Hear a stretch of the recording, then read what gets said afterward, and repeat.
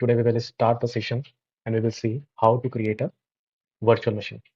So I have a software VMware workstation. In the VMware workstation, we are going to create a new virtual machine. Let's see. First, come and click on create a new virtual machine. After clicking on it, there are two methods. One, the typical, and second is custom. In custom, it's allow you to do some customization. If you are completely fresher in the Linux field, then you can start with the typical one also. So let's see with typical one. In the installation form, there is some options there. Installer disk image file. I will install the operating system later. By default, it is selecting on I install the operating system later. Okay. After it, we just click on next. Then there are guest operating system and versions we already selected. After it, just click on next. Then it's asking about the name. What is the name of virtual machine? So here we can mention the name just like Linux. Then click on next. After it, it is asking about the maximum size of the hard disk for the virtual machine. It is by default on 20 GB. Go ahead and finish it. So right now the environment is created, but we are not selecting the ISO image. If you're not selecting the ISO image, it is not going to work. In order to make it work, you have to select. So go to edit virtual machine setting. In the CD DVD area, you have to just go select use ISO image file. You have to browse it. Where you have to browse it? Here. I'm just selecting RHL 9.5 DVD ISO image. After making it, just click on OK. After clicking on OK, you can go and you can power on.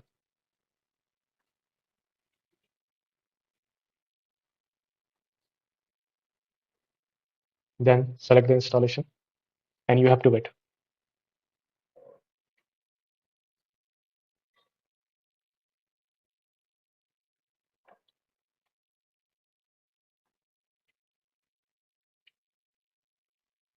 If you want to release your mouse, then you can use the Control Alt option in order to use it.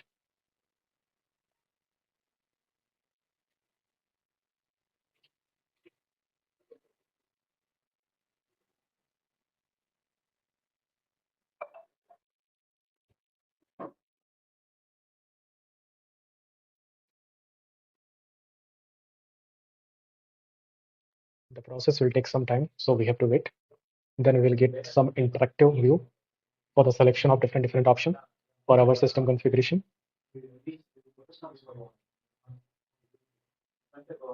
Okay, here, just select the language, then click on continue. Then create the root password.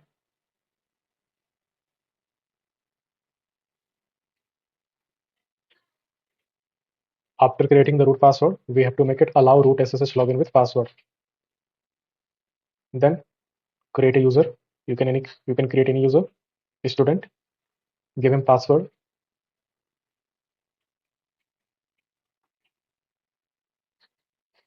After making password, we can make this user as administrator so that they have the ability to do some admin level task. Then after making it, you have to just go to the installation destination and just select it. After making the selection, you just go and click on done. You have to wait.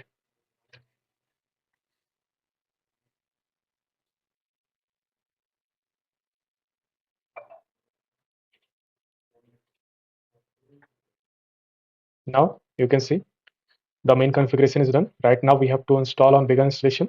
But before coming to begin installation, you can check your server with GUI. This is the by default is selected. So right now the software selection is done with server with GUI. Right now just go and click on begin installation. Then it is going to install.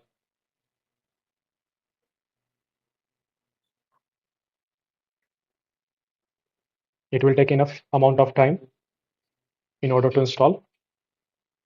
So we will see that after completion of installation, how the system will react and how we can access it. Just click on reboot system.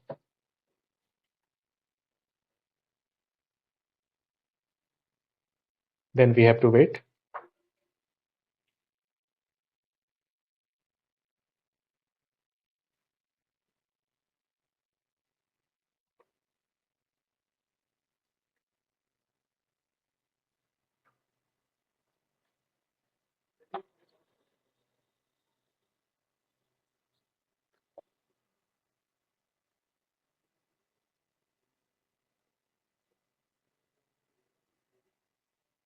So here we can see that there is a student user account.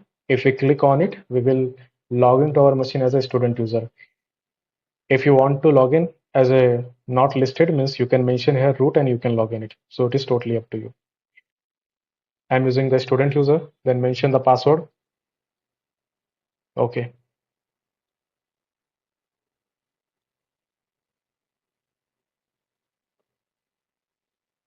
hit enter.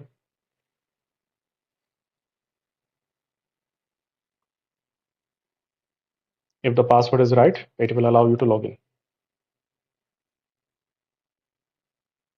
Here you can see they want to give you some tool by which you can understand that how you have to use your system.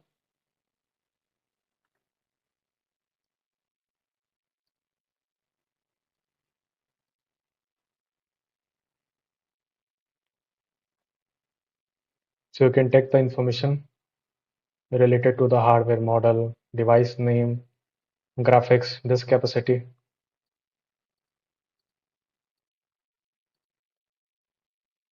Then, in order to work, you require the terminal where you will write some command. So this is the terminal.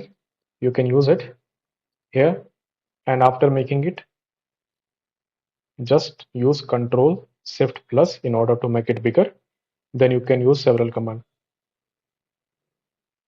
Host name, who am I, who is logged in right now. By this way, we can use the Linux.